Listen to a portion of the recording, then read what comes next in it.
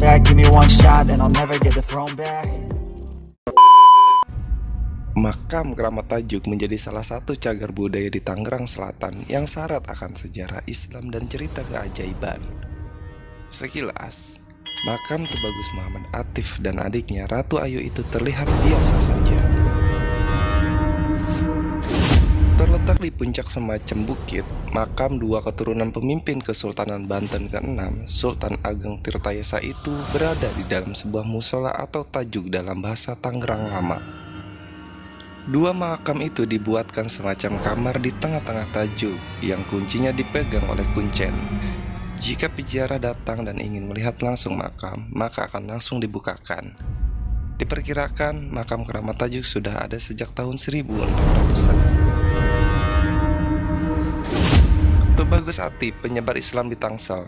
Sosok yang dimakamkan di Keramat Tajuk bukanlah orang sembarangan.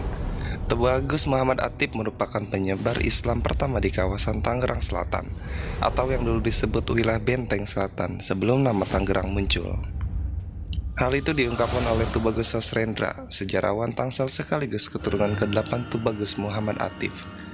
Pada tahun 1667, Tubagus Atif diutus ayahnya, Sultan Ageng Tirtayasa, yang merupakan Sultan ke-6 Kesultanan Banten, untuk menyebarkan agama Islam ke wilayah Tangerang Selatan.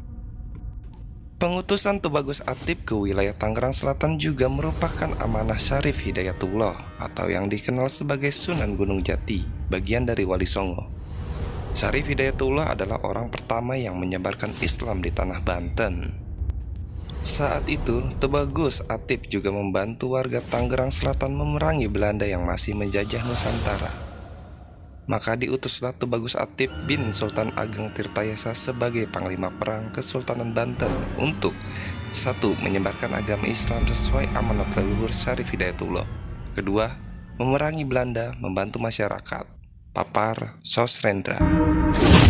Sejarah Tajuk.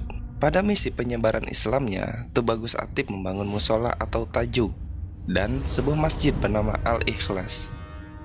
Posisi tajuk berada di antara sawah dan kali Jaletreng. Hal itu bertujuan agar warga mudah beribadah usai bekerja.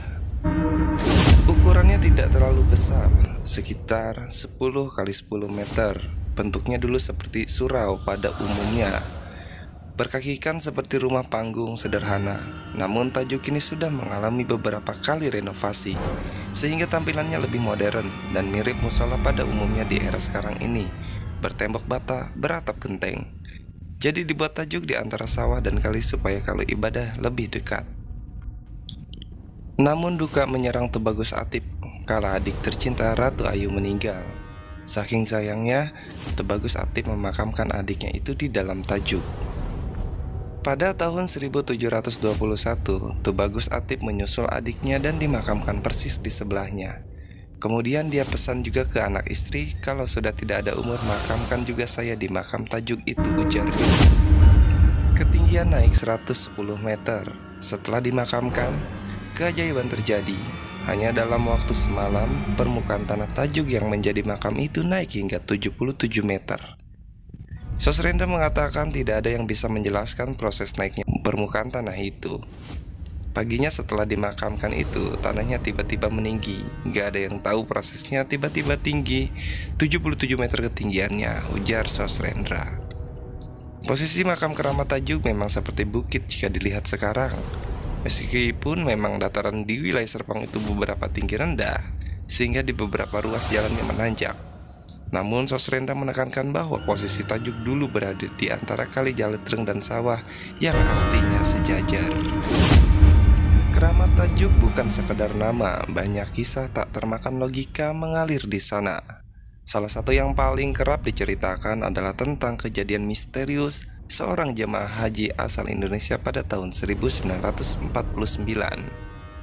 Mitosnya, jemaah tersebut tertinggal oleh rombongan dan tak bisa pulang ke Indonesia.